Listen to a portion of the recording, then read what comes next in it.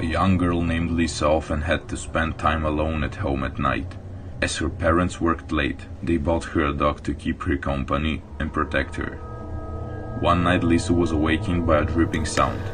She got up and went to the kitchen to make sure the tap was off. As she was getting back into the bed, she stuck her hand under the bed, and the dog licked it. The dripping sound continued, so she went to the bathroom and made sure the tap was turned off there too.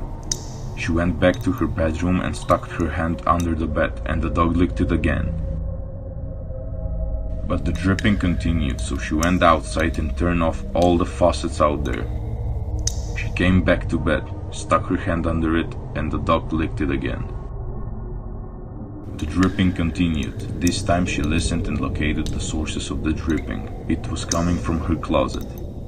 She opened the closet door and there found her poor dog hanging upside down with its neck cut. Written on the inside of the closet door was, "Humans can lick too."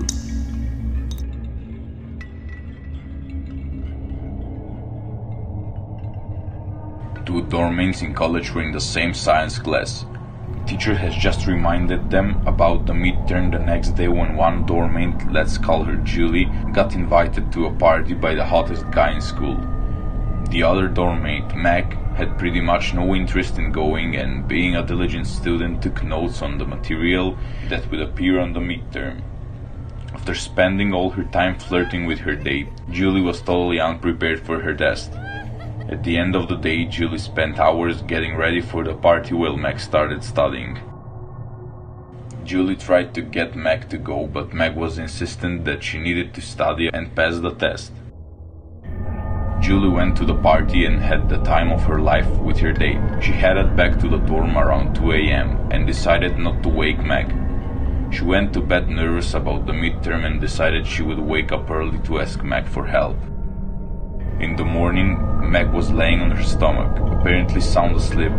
Julie rolled her over to reveal Meg's terrified face. Julie, concerned, turned on the desk lamp. Meg's study stuff was still open and had blood all over it. Meg had been slaughtered. Julie in horror fell to the floor and looked up to see, written on the wall in Meg's blood, "Aren't you glad you didn't turn on the light?"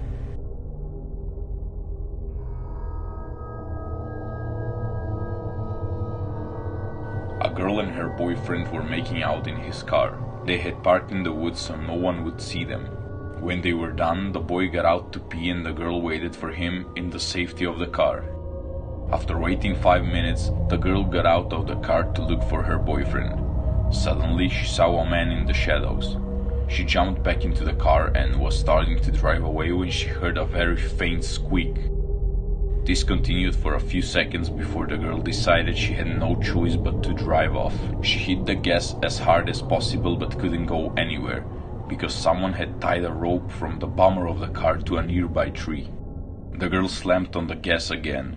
Suddenly, she heard a loud scream. She got out of the car and saw her boyfriend was hanging from the tree. The squeaky noises were his shoes scraping across the top of the car.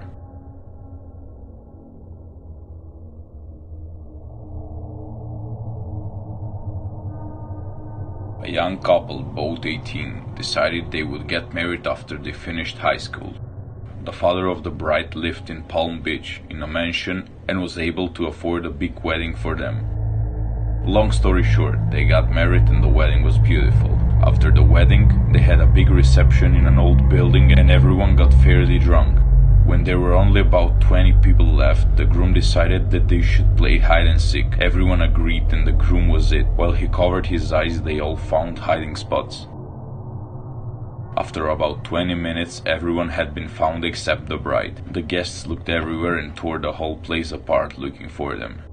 A few hours later, the groom was furious, thinking the bride was playing a terrible trick on him. Eventually, everyone went home. A few weeks later, the groom, having filled a missing person report, gave up looking for her.